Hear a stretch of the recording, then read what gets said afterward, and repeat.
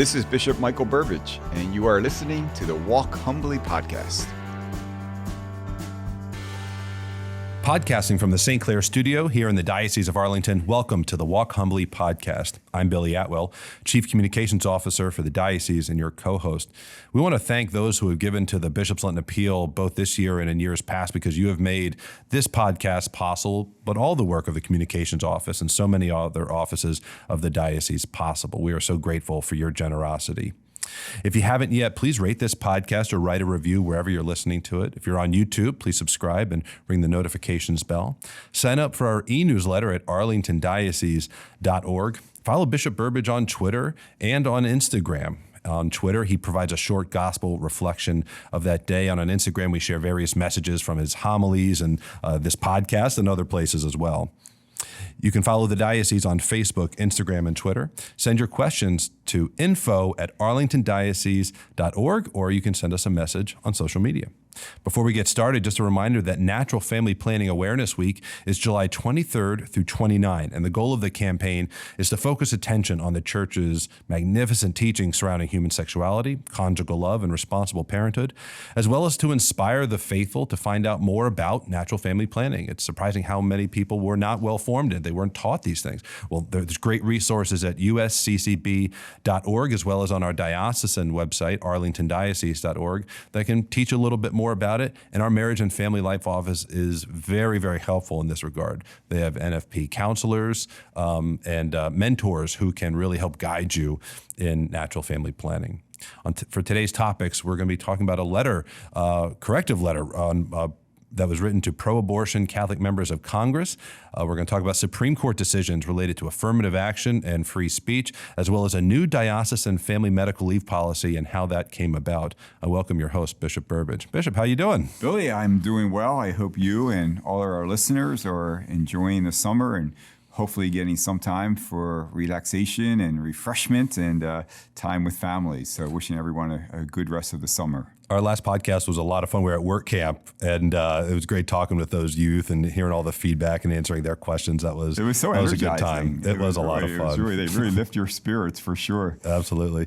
I was thinking about WorkCamp and, looking into the schedule ahead for the summer, I saw a myriad of activities and events, initiatives aimed at helping young people grow closer to God and in some cases discern their vocation. And that's tough to do maybe with a middle schooler or a high schooler, kind of get them focused on that. But talk a bit about some of these opportunities and why this is such a clear focus of your ministry as a bishop here in the diocese. Sure, we are honored as a church, as a diocese, to assist parents in their role of the formation of their children, which is, of course, intellectual and spiritual and emotional. So it's a privilege to do whatever we can to assist the parents with this tremendous responsibility. And it's year-round. Parents know that very well. So does the church. So does our diocese. And so we find a number of activities to invite the young people, the youth of our diocese, to participate that provide fun, provide learning experiences, and great social opportunities to meet other young people who share their core beliefs and convictions from around the diocese. You mentioned WorkCamp, which is, I think from our last podcast, our listeners have a pretty good sense of what that entails. But coming up this weekend and next weekend, we have a kind of a vocation camp. It's called Quo Vadis for the young men, and then FIAT for the young women. And these are high school students who are trying to be supported in discerning God's call. And that all begins with, how can I be a better disciple, a faithful follower of Christ? It's not just for students who are thinking about becoming consecrated religious or priests, right, but want to learn how to be a disciple, how to pray, how to hear God's voice. And so these camps, which are long-standing and been going on in this diocese for a while, are just so powerful. It includes certainly time for prayers, good speakers, lots of activities. It's for young people, so we want them to have lots of energy as well, and use that energy. And both camps are filled; they fill up very, very quickly. I'm always surprised how every year, when you say discernment camp, how many kids will want to go? Well, the reputation has gotten around the diocese, and it's very hard sometimes to get in because they're just a capacity to how many people they can have. But it's so wonderful, and there's all kinds of activities. It's not just talks and lectures and things. It's fun. There's a lot of the soccer games and and things going on, and I think that's why people keep coming back. Is it's so well rounded as a camp. And I always hear too that it's really nice to hear that. Some of the friendships that are formed at Quo Vadis and FIAT are lifelong. Absolutely. And so some of the friendships, I just heard this the other day, that, they go on in life and many get married and some become priests. Yeah. And some of the priests have been asked to celebrate the weddings of friends they met at Quo Vadis or FIAT. Wow. Yeah. What a small world. Yeah. How wonderful. So it's really, you see both vocations highlighted. And then we have always a great, I celebrate Mass for all those making their way to our Diocesan King's Dominion Day. A pilgrimage, right? It's a pilgrimage. It's definitely a pilgrimage. But lots of ups and downs. And this year, they've twisted my arm a little bit, so I'm actually even going to the park with them. Oh, wow. I've promised to go on a few of the amusements. So we'll see about that. As an act of mercy, I'll tell you which ones not to go on. My kids have dragged me in and I paid for it. Please let me know. And then, of course, a number of our youth are going to World Youth Day in Lisbon, Portugal. To be united with youth from around the world, and with our Holy Father. I think we've got more than 100 young people we do. which is a major group from the U.S. It's a major group. And so, again, what a joy to have a role in assisting parents to be involved in their lives of these wonderful young people, to form them on all levels of human living, and pray God to lead them closer to the Lord. Absolutely. And have fun doing it. Absolutely, especially in the summer, right? Your Excellency, so you, along with Archbishop Broglio, who's the president of the U.S. Conference of Catholic Bishops, and Bishop Flores, who's the chairman of the USCCB Committee on Doctrine, you issued a strong corrective statement, which was a unique phrase. Usually you don't see corrective statements issued, but it was in response to 31 members of Congress who profess the Catholic faith and yet stand in support of abortion and mourns, tragically, the end of Roe v. Wade, which was a scourge on our nation for more than 50 years. The members of Congress published a letter kind of heralding these contradictory views. I encourage everyone to go read that full joint statement on the USCCB website. But I want to share a key phrase from this and get your thoughts on the situation overall. Part of the statement said, conscious rights rightly enjoys a special regard both in church teaching and in the public sphere, and policymakers should support the freedom of Catholics and of others to serve the common good in accord with their beliefs in a wide range of areas.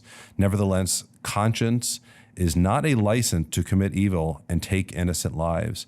Conscience cannot and does not justify the act and support of abortion. These members of Congress, it was very bold of them to say we're Catholic and support abortion, because these are contradictions in terms. It seems like safe, legal, and rare has been replaced with, it's a fundamental part of healthcare, so to speak. I'm curious, for the faithful who have, saw that statement, but for those who didn't, but are very aware of this letter, what should they do when they see these kinds of falsehoods? Well, it's certainly unsettling to see elected officials who profess their Catholic faith move so far away from it, and what a significant way when it comes to the sacredness of all human life. But what was very, very upsetting and extremely incomprehensible to understand of how they attempted to use their Catholic faith to support the idea of abortion. I mean, that is just, it was almost shocking, stunning to see. And we were pretty strong in the letter because I think it's accurate.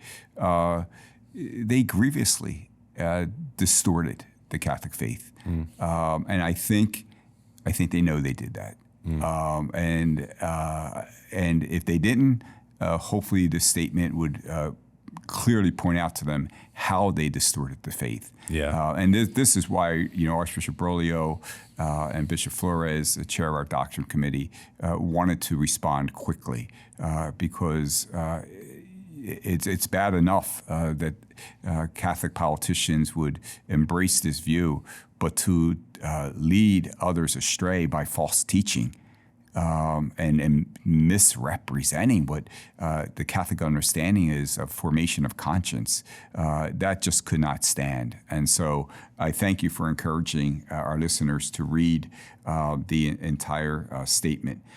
We cannot sit by, Billy, and wait for political leaders or moral leaders to speak out. Every parishioner should see something like this and lend their voice. Yeah. And so feel free That's a great point. to write to your elected officials and let your voice be heard. And we also need parishioners to continue to to lend their voice according to their faith. And so we also want to keep in mind that it's not enough to say that one must follow one's conscience. It's also necessary, and this is what I think they missed completely. It's necessary to form one's conscience according to the Church's teaching. Yeah, you can't have you can't form your conscience apart from divine revelation and from what the Church teaches. And to follow an erroneous conscience might not make one guilty, but it still makes one wrong. Yeah, and that is for sure. So. We always, at the same time, expressing profound disappointment in these leaders. But at the same time, we continue to pray because God's grace can always transform hearts, and we pray for that. Absolutely. So again, arlingtondiocese.org if you want to read that statement. It's also in the USCCB website as well. In the wake of the Dobbs decision, some states are moving to enshrine abortion into law. This is kind of a secondary question, but on the similar note, I'm just curious what you make of that. Well, yeah, we often say, we did celebrate the rightful overturning of Roe versus Wade, but that was not the end. It is only just the beginning. And we are seeing some very, very aggressive actions being taken, very well funded too, from outside the states that are trying to do this. Enshrining abortion laws and thus leading to the lack of protection to the preborn. And there's some key battle states that are being targeted, where you would think you have a chance to enshrine pro-life laws. Right. I just saw in Ohio, which is coming up in November, and I know the bishops of Ohio are really working so hard to get the Catholic vote out and people of all goodwill to protect the unborn. But boy, they are facing some really tough opposition. I just saw how the opposition is really gathering some momentum there. So we really have to be vigilant and pray for these states because we look at a state like Kansas. I know the Archbishop very well there, who is so pro-life and did everything possible, but we did not win that battle. But we learned some lessons, and one of the lessons is that we got to get the vote out and get the vote out early. Yeah. We got to correct the deliberate misleading information that's being put out there. We got to be smart with communications. Yeah. We got to get to the voters just not by various means, like we try to do in our diocese. On social media, where all the voters are, and we got to raise money. Unfortunately, that's a reality because these ads and these promotions cost. But we have a lot of good lay faithful Catholics, individuals and entities and organizations who want to be part of this movement. But we all have to do our part. Right. And it's interesting here in our Commonwealth, every seat in the House of Delegates is up for election this year. So taking a look at those Virginia Catholic Conference resources to see how have my officials voted when it comes to abortion is important, and looking to say, I want to support a politician who advocates for life, who understands the precious nature of that unborn, that preborn child. So exactly. Keep, again, vacatholic.org to keep a tab on all that. Bishop, affirmative action was recently ruled on by the Supreme Court, and they found that its application at Harvard and UNC violated the Equal Protection Clause of the 14th Amendment.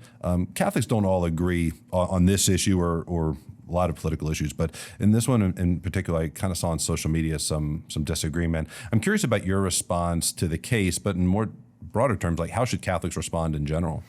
Yeah, thank you, Billy. First, I mean, it's important to start by noting that this issue, pray God, does not divide us as Catholics. Yeah. You know, the topic of racism and discrimination, it brings up a lot of pain for rightfully so and frustration for others. And I think we need to engage conversations on this topic with charity and assuming the best in others, and knowing that there are wounds that people have that continue to need to be healed in light of experiencing, racism and discrimination. The issue of affirmative action has been settled by the courts, but this does not mean we should stop thinking about how we can ensure there are no unfair barriers or advantages for one race or another. That's true. Right? So we should begin our conversations with the underlying belief that no individual should be unfairly discriminated against and should never succumb to the sin of racism. So we all have to agree on that. Right, let's start there. Yeah. And that's the first principle. And from there, we can consider prudential options, meaning reasonable people can disagree so long as we have maintained that first principle. Right. And how you go about to assure that principle is embraced. Right. This is a discussion people can and should have, all the while maintaining that respect for one another. You know, I think what we have to, and Pope Francis talks about this a lot, reasonable people can have differing opinions and still be in good standing with the church on many issues. There are, of course, issues like abortion that are just fundamental. You cannot support abortion and be in good standing with the Lord, with His church. But how we go about avoiding, like, say, for example, unfair discrimination is different. How do we go about this? What is the best means to do that? We often talk about this on the podcast, that bishops are not, government or elected officials. We teach the truth. We teach those principles and moral standards that must be upheld. And then we pray that the elected officials then go about finding the ways to do so. So what is most important for me is to ensure that there are, with this issue, no racial barriers keeping someone from being admitted to any college or university. And pray God, all of our listeners agree with that. We're a culture filled with diversity, and no attempt should ever be made to segregate people or treat one racial group with different expectations than another. Yeah, absolutely. There was another key Supreme Court decision that came down recently. The court ruled that the coercing of a Christian website designer to produce a pro-LGBT website is against freedom of speech. And we've seen similar cases like this in the past, but this one was the one that made it to the Supreme Court. And so this follows, these other cases. What are your thoughts on the outcome of this case? Because this seems really groundbreaking for a lot of Catholic business owners who I think have in the back of their mind wondered, when's the day that I get held to my faith or my business that I have to give up one? That's a horrible decision for someone to have to make. This seems to, I think, really put some wind back in their sails. Yeah, you're right. And it's a continuation, basically, on that discussion we had recently on the podcast with religious freedom. Yes, absolutely. And so here's a concrete example. When the Colorado government told her that she had to produce websites for same-sex weddings or else be guilty of discrimination, she filed a lawsuit in defense of her right to free speech. That's right. And the Supreme Court has now vindicated that right. So pray God. Yeah. Thank God. This case was never about discrimination. It was about moral disagreement, said Cardinal Dolan. Yeah. That's what Cardinal Dolan said. That's right. And he's our chairman for the Committee on Religious Liberty. He said the government must allow room for people to disagree on hot-button issues. It's even more important when the person disagreeing has an unpopular view. But here's a very important distinction I think the Cardinal made, and it says it all. He said that Ms. Smith is perfectly willing to design other kinds of websites for same-sex attracted customers. In the same way, the ministries of the church provide good and loving care to everyone in direct need of assistance, no questions asked. Problems only arise when the government tries to force us to support by our words or actions behavior that we believe is wrong. So I think what the Cardinal's trying to say is that a same-sex couple can come into her place of business and she's willing to serve them. She's not discriminating against the person. But when they're asking her to do something that is fundamentally against her faith and belief, she should not be forced to do that. None of us should be. And it was remarkable to me how almost every media outlet misreported this. They misreported it. Entirely. Yes. The headlines even said, you know, court rules, you know, a website designer doesn't have to serve gay customers. And like, that was never the issue. And they know that, I think, that was the issue. But it shows a distortion between the Catholic view and sometimes the popular view that to deny the person's actions is to deny the person. Right. And we say we're more than that. We are above our integrity and our design by God is greater than sin. We're made in His image and likeness. But we mess up. We do things that we shouldn't. Right. There's a difference there. I'm not defined entirely by my actions. But I don't think the rest of the world sees that. Sometimes we even see that come up in these news articles. Yeah. But, that's a great distinction you made there, though. Yeah. No, I mean, on the other side, I mean, I know of a priest who walked into a donut shop, and the person behind the counter says, "I don't want to serve you. Really? I won't serve you."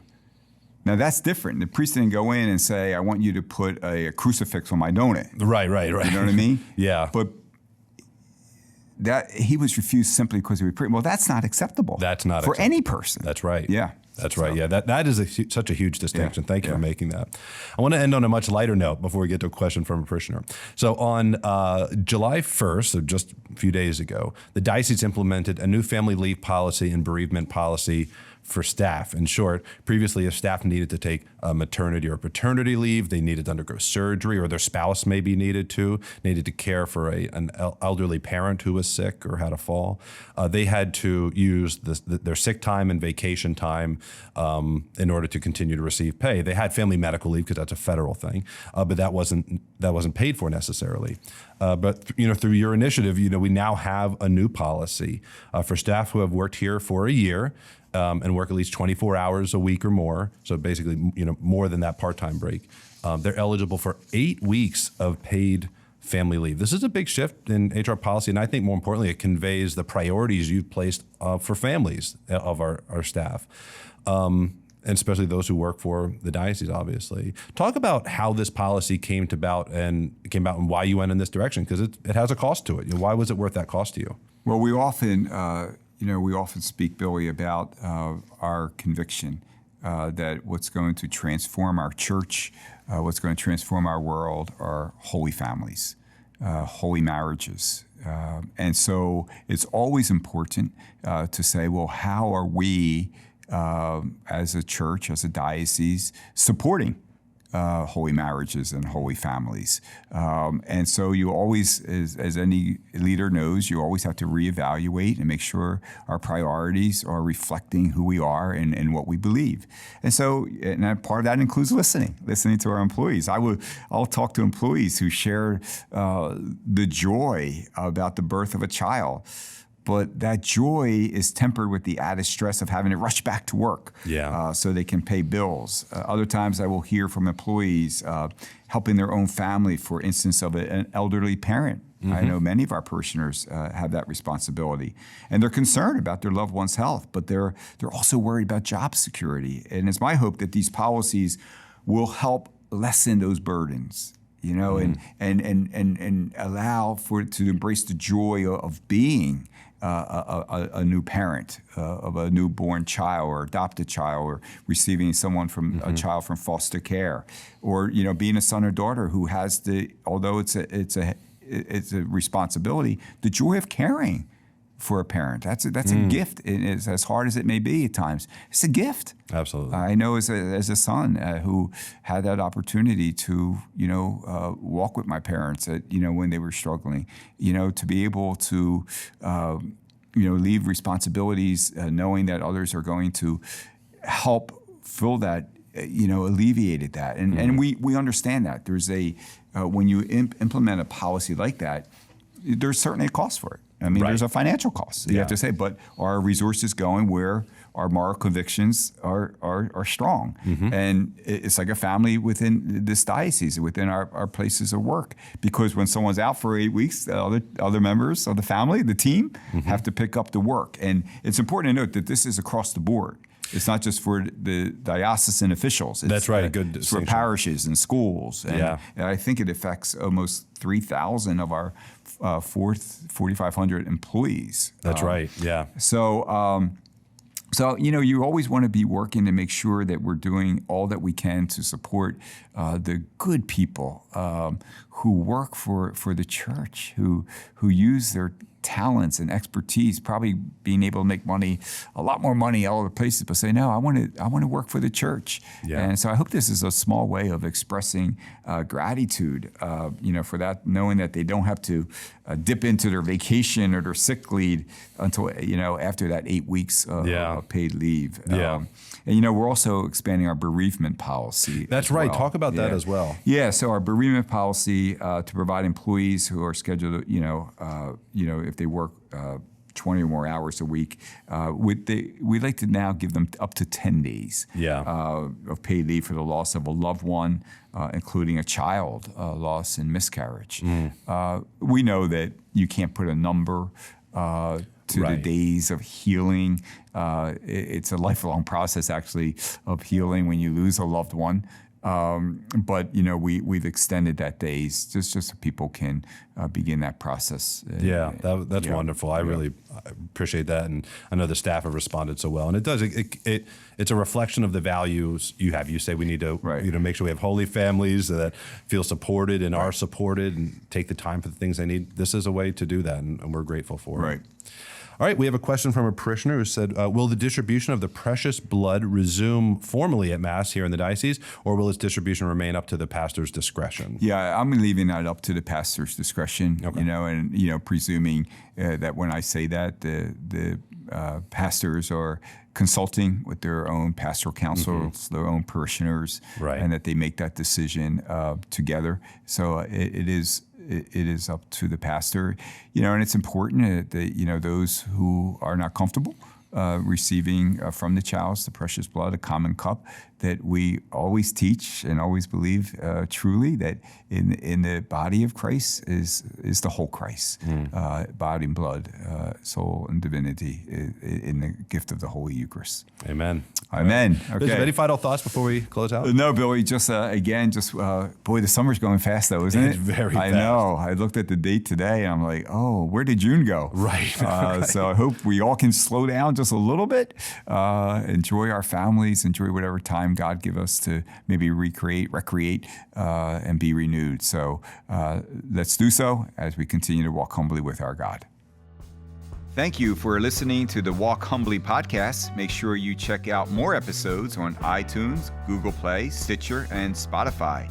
You can follow me on Twitter at Bishop Burbidge, where I offer gospel reflections each morning and share photos and updates of what is going on in the Diocese of Arlington. Stay up to date with news, event information, and inspirational content by subscribing to our e-newsletter at arlingtondiocese.org.